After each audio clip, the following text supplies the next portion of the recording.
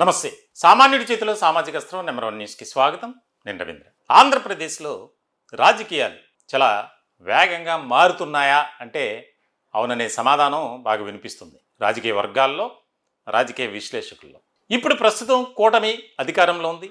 కూటమి 3 పార్టీలు, తెలుగుదేశం పార్టీ, అలాగే జనసేన, భారతీయ జనతా పార్టీ, ఈ 3 పార్టీల కలయికతో కాస్త ఇబ్బందికరమైనటువంటి పరిస్థితులు ఉన్నప్పటికీ ప్రజలకు ఏ రకమైనటువంటి ఎన్నికల హామీలు కానీ వాగ్దానాలు ఉన్నాయో వాటిని నెరవేరుస్తూ వెళ్తున్నారు ముందుకు. కానీ కొన్ని వర్గాలు మాత్రం తీవ్రమైనటువంటి వ్యతిరేకత, అసంతృప్తి, నిరాశ, నిస్పృహతో ఉన్నాయి. ఆ వర్గాల్లో ప్రధానమైనటువంటిది ఉద్యోగ ఉపాధ్యాయ వర్గాలు, మిగిలినటువంటి వారు, మరి ముఖ్యంగా నిరుద్యోగ వర్గం కూడా. ఇట్లాంటి సందర్భంలో ఇప్పుడు దీన్నే అదునుగా తీసుకొని వైఎస్ఆర్సీపీ ముందుకు వెళ్తుంది. తాజాగా నిరుద్యోగుల గురించి కార్యక్రమాలు చేయటం, రైతు పోరుబాటని, రకరకాల అంశాలతో ప్రభుత్వాన్ని ముప్పు తిప్పలు పెట్టాలి, ఎలా అయినా సరే ప్రభుత్వంపై ఒత్తిడి తీసుకురావాలి, తద్వారా దాన్ని తమ పార్టీకు గెయినింగ్ అంశంగా మార్చుకోవాలి, అంటే కలిసి వచ్చేటువంటి అంశంగా మార్చుకోవాలి. దీనికి ఏ రకమైనటువంటి వ్యూహంతో ముందుకు వెళ్ళాలి? ఇప్పటికే రాష్ట్ర వ్యాప్తంగా 175 నియోజకవర్గాల్లో ఒక సర్వే జరుగుతుంది. దానికి సంబంధించి వైఎస్ఆర్సీపీకి ఒక వ్యూహకర్త కూడా వచ్చారు. తాజాగా ఒక వీడియో కూడా చేశాను నేను దాని గురించి. ఏదైతే రాజకీయ వ్యూహకర్త కపిల్ సాహు, ఆయన గతంలో ఆమ్ ఆద్మీ పార్టీకి, అలాగే 2026లో తమిళనాడులో జరిగినటువంటి ఎన్నికల్లో కూడా టీవీకే పార్టీ అధినేత విజయ్కు చాలా వెన్నుదన్నుగా ఉన్నారు. ఏకంగా ఆ పార్టీని అధికారంలో తీసుకొచ్చారు. విజయ్ ముఖ్యమంత్రిగా కావడానికి కపిల్ సాహు పాత్ర అనేది చాలా ముఖ్యం. ఇలాంటి సందర్భంలో ఆంధ్రప్రదేశ్ రాష్ట్ర రాజకీయాల్లో చాలా కీలకమైనటువంటి మార్పులు చోటు చేసుకోబోతున్నాయి అనేది ప్రధానమైనటువంటి అంశంగా చర్చ జరుగుతుంది. దీనికి సంబంధించి ఇప్పటికే వైఎస్ఆర్సీపీలో నెలకొన్నటువంటి పరిస్థితులు కానీ, ఆ పార్టీలో ఉన్నటువంటి క్యాడర్కు ఎదురవుతున్నటువంటి ఇబ్బందికరమైనటువంటి సిచ్యువేషన్ కానీ అందరికీ తెలుసు. ఒక పక్కన పార్టీని ముందుకు తీసుకువెళ్ళాలి, ప్రజలతో మమేకం కావడానికి, ప్రజల్లో ఒక రకమైనటువంటి మద్దతు కూడగట్టుకోవడానికి ప్రయత్నం చేస్తూనే మరోపక్క పార్టీలో ఉన్నటువంటి ఎమ్మెల్యే స్థాయి, గతంలో ఎమ్మెల్యేలుగా చేసినటువంటి ముఖ్యమైనటువంటి నాయకులు జైలుకి వెళ్తున్నారు ఆయా రకాల కేసుల్లో. ఇట్లాంటి క్రమంలో ఒక పెద్ద ఆయన మళ్ళీ వైఎస్ఆర్సీపీలోకి వచ్చే అవకాశాలు స్పష్టంగా ఉన్నాయి, కనిపిస్తున్నాయి అనేది ఇప్పుడు ప్రధానమైనటువంటి ఒక హాట్ టాపిక్గా చర్చ నడుస్తుంది. దీనికి సంబంధించి ముఖ్యంగా ఆయన పెట్టినటువంటి ఒక పోస్టే దీనిపై సర్వత్రా ఒక ఆసక్తికరమైనటువంటి చర్చగా మారటానికి ప్రధానమైనటువంటి కారణంగా మనం చెప్పుకోవచ్చు. నా రాజకీయ పునఃప్రవేశం, భవిష్యత్ ప్రణాళిక, కార్యాచరణ త్వరలో పాత్రికేయుల మిత్రుల సమావేశంలో ప్రకటిస్తాను. నాది స్వతంత్ర భావజాలం, ఎలాంటి ఒత్తిళ్లకు, ప్రలోభాలకు, ప్రభావాలకు లోను కాకుండా నిర్భయంగా రాష్ట్ర ప్రజా ప్రయోజనాలే లక్ష్యంగా ఆత్మగౌరవంతో నిర్ణయం తీసుకుంటాను. ఈ పోస్ట్ పెట్టినటువంటి వ్యక్తి ఒకప్పుడు జగన్ వెంట నడిచి నెంబర్ 2గా, పార్టీలో నెంబర్ 1, నెంబర్ 2, అలాగే ఆ పార్టీలో ముఖ్యంగా కేసుల్లో కూడా A2గా ఉన్నటువంటి వ్యక్తి విజయసాయిరెడ్డి. ఆయన ప్రత్యక్ష ఎన్నికల్లో 2024లో జరిగినటువంటి ఎన్నికల్లో నెల్లూరు పార్లమెంటు సభ్యుడిగా పోటీ చేసి ఓటమి చెందినటువంటి నాయకుడు. అయితే విజయసాయిరెడ్డి మళ్ళీ వైఎస్ఆర్సీపీలోకి రాబోతున్నారు అనే ప్రచారం ఎప్పుడైతే వచ్చిందో పార్టీలో దాదాపుగా ఒక 60% అంగీకారంగా, ఆమోదయోగ్యంగా, సంతోషంగా, ఆనందంగా ఉన్నారు. మిగిలినటువంటి 40% మాత్రం ఆయన రాకను, ఆయన వస్తే పార్టీ మరింత నిర్వీర్యం అయిపోతుంది, కేడర్లో ఒక రకమైనటువంటి నిరుత్సాహం వస్తుంది అనే చర్చ మొదలైపోయింది. దీనికి సంబంధించి మరి అధినేత జగన్మోహన్ రెడ్డి ఏ రకమైనటువంటి నిర్ణయం తీసుకుంటారనేది ఇక్కడ కీలకమైనటువంటి అంశం. ఆయన గతంలోనే రాజకీయాలకు నేను గుడ్ బై చెప్తున్నా, ఇక రాజకీయాలు నేను చేయను అని, వ్యవసాయం చేసుకుంటా అని చెప్పి సోషల్ మీడియా వేదికగా పొలంలో స్ప్రే కొట్టేది, ఆ రకమైనటువంటి ఈ రకమైనటువంటి ఫోటోలు పెట్టారు. నేను వ్యవసాయ పనులు మాత్రమే చేస్తాను, నేను వ్యవసాయం చేస్తాను, ఈ రాజకీయాలు నాకు వద్దు అని. ఆ కొద్ది రోజులకే ఆయన మళ్ళీ రాజకీయాల్లోకి వస్తున్నారు, భారతీయ జనతా పార్టీ తీర్థం పుచ్చుకోబోతున్నారనే చర్చ జోరుగా సాగింది.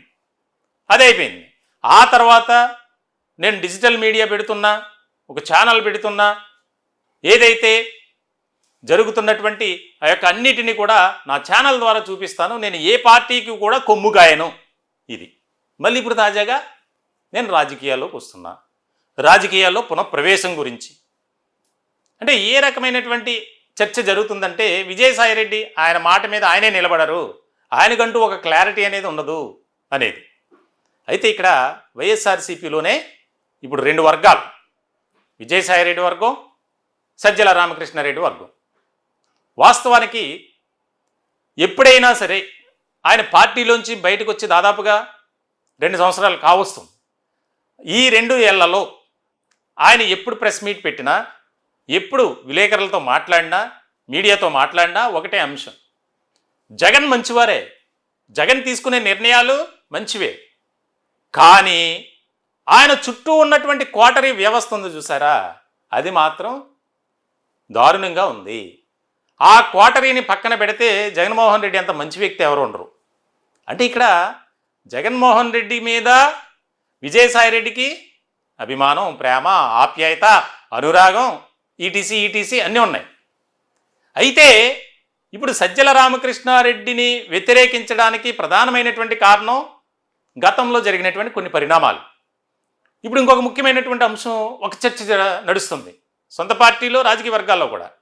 తాజాగా వైఎస్ఆర్సీపీలో ఉన్నటువంటి ఒక నాయకుడు బోరుగడ్డ అనిల్ తన భార్యతో తాడేపల్లిలో జగన్ నివాసం ముందు ధర్నా చేయటం మనం చూసాం. దీని వెనుక కర్త, కర్మ, క్రియ, సూత్రధారి, పాత్రధారి విజయసాయిరెడ్డి.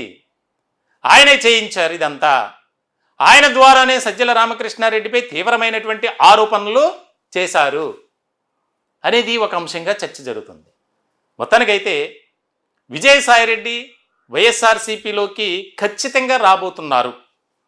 ఎందుకనంటే ఆ మధ్య ఒకసారి అన్నారు, కొత్త పార్టీ ద్వారా విజయసాయిరెడ్డి ప్రజల ముందుకు రాబోతున్నారు. ఇప్పుడున్నటువంటి పరిస్థితుల్లో ఆంధ్రప్రదేశ్ రాష్ట్ర రాజకీయాలు, తెలుగు రాష్ట్రాల్లో ఏ స్థాయిలో రాజకీయాలు ఉంటాయో మనందరికీ తెలుసు. ఇప్పుడు కొత్త పార్టీ పెట్టి రాజకీయంగా ముందుకు వెళ్ళాలని, రాజకీయంగా ఒక ఉన్నత స్థితిలోకి వెళ్ళాలంటే అది సాధ్యపడేటువంటి అంశం కానే కాదు. సో ఇలాంటి సందర్భంలో కొత్త పార్టీ ద్వారా అనే ఆలోచన పక్కన పెట్టి ఉన్నటువంటి పార్టీనే, ఎందుకనంటే ఇప్పుడు వైఎస్ఆర్సీపీపై ఒక రకమైనటువంటి ఆదరణ పెరుగుతుంది. అధినేత జగన్మోహన్ రెడ్డి కూడా ఒక ప్రత్యేకమైనటువంటి వ్యూహంతోనే అడుగులు ముందుకు వేస్తున్నారు. సో ఇలాంటి సందర్భంలో కూటమిలో ఏర్పడినటువంటి విభేదాలు, ఏర్పడినటువంటి వివాదాలు కూడా వైఎస్ఆర్సీపీకి కలిసి వచ్చేటువంటి అంశమే. ఒక పక్కన ఎన్ని కేసులు ఉన్నా, ఎన్ని అరెస్టులు జరిగినా ఈ రాజకీయంగా ఇది కావాలని చేస్తున్నారనేది వారు ఒక రకమైనటువంటి ఆలోచనతో ముందుకు వెళ్తున్నారు. పెద్ద సీరియస్గా తీసుకోవట్లా. వెళ్తారు, 4 రోజులు జైల్లో ఉండి బెయిల్పై బయటకు వస్తారు, అందరికీ తెలిసినటువంటి విషయమే. ఇంకా అరెస్టుల ద్వారా ఒక రకమైనటువంటి ఆదరణ పెరుగుతుంది. అలా అరెస్ట్ అయ్యి బయటకు వచ్చిన వాళ్ళే ముఖ్యమంత్రులుగా ఉన్నారు. తెలుగు రాష్ట్రాల్లో ఇద్దరు కూడా ఇప్పుడు అదే పరిస్థితి. రేవంత్ రెడ్డి జైలుకి వెళ్ళి వచ్చారు, చంద్రబాబు నాయుడు జైలుకి వెళ్ళి వచ్చారు. సో మనకేంట్లే అన్న ధీమాతో జగన్మోహన్ రెడ్డి ఉన్నారు. ఇక్కడ ముఖ్యమైనటువంటి అంశం. సో ఇటువంటి సందర్భంలో జగన్మోహన్ రెడ్డికి విజయసాయిరెడ్డి మీద కోపం లేదు, విజయసాయిరెడ్డికి జగన్ మీద కోపం లేదు. ఎందుకంటే ఇద్దరు కూడా వ్యాపార భాగస్వాములు, అలాగే పార్టీలో కూడా ఒక ముఖ్యమైనటువంటి పాత్ర పోషించేటువంటి వ్యక్తులు. ఆయన కుటుంబ వ్యవహారాలు, ఆర్థికపరమైనటువంటివి అన్నీ కూడా చూసుకునేటువంటి వ్యక్తి విజయసాయిరెడ్డి. అందరికీ తెలుసు, చార్టెడ్ అకౌంటెంట్గా ఆయన ప్రయాణం కొనసాగింపు, రాజశేఖర రెడ్డి గారితో ఉన్నటువంటి అనుబంధం, సంబంధం అన్నీ కూడా. సో ఇటువంటి సందర్భంలో జగన్మోహన్ రెడ్డి విజయసాయిరెడ్డిని వదులుకోరు. ఖచ్చితంగా ఒక నిర్ణీతమైనటువంటి సమయంలో ఆయన ఎంట్రీ ఉండబోతుంది అనేది ఒక చర్చ జరుగుతుంది. మరి దీనికి ఎప్పుడు ఎండకాటు పడుతుంది అనేది మనం చెప్పలేం. కానీ రాజకీయ వర్గాల్లో మాత్రం 50-50 ఛాన్సెస్ ఉన్నాయి. ఎందుకంటే ఇప్పుడున్నటువంటి పరిస్థితుల్లో కొత్త పార్టీ ఏర్పాటు చేసి, ఇదేది తమిళనాడు రాజకీయాలు మన ఆంధ్రప్రదేశ్లో ఉండవు, తెలుగు రాష్ట్రాల్లో ఉండవు. తమిళనాడు వేరు, ఆంధ్రప్రదేశ్ వేరు, తెలంగాణ వేరు. అక్కడ ఉన్నటువంటి పరిస్థితులు, ఇక్కడ ఉన్నటువంటి సాంఘిక సామాజికపరమైనటువంటి పరిస్థితులు వేరు, చాలా భిన్నంగా ఉంటాయి. సో ఇలాంటి సందర్భంలో విజయసాయిరెడ్డి వైఎస్ఆర్సీపీలోకి వస్తే పార్టీకి అనుకూలమైనటువంటి అంశమే కానీ ప్రతికూలమైనటువంటి అంశం కాదు అనేది సొంత పార్టీలో కూడా చర్చ జరుగుతుంది. మరి ఇది ఏం జరుగుతుంది, ఏ రకమైనటువంటి నిర్ణయం తీసుకుంటారు అనేది చాలా ముఖ్యమైనటువంటి పాయింట్. సజ్జల రామకృష్ణారెడ్డితో గత కొంతకాలం నుంచి జగన్మోహన్ రెడ్డి ఆయన్ని దూరంగానే పెడుతున్నారు.